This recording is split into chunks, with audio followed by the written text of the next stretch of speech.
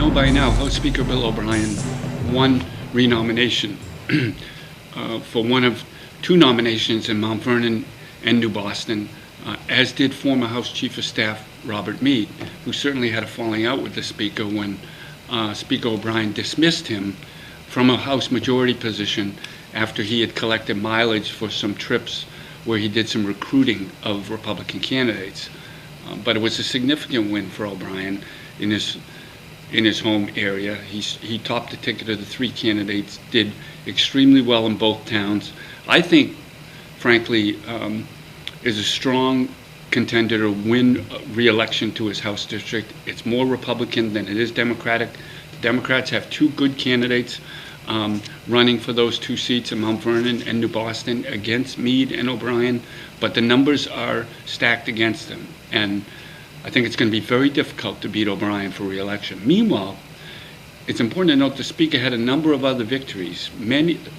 Several House Republican moderates or adversaries of O'Brien's leadership went down on Tuesday in contested races.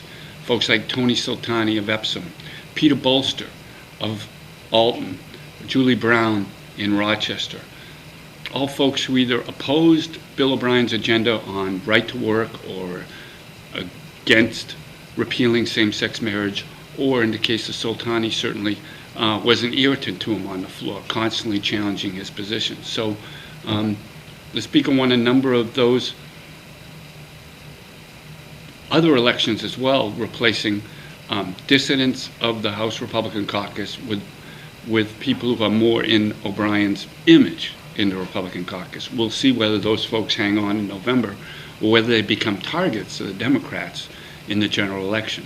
It should be fascinating to see the makeup of the House of Representatives after November 6th. I think it's still an open question as to how big the Republican majority will be in the House after that point. Most conventional wisdom certainly has the Republicans losing a number of their seats down from 290, more than 290 right now.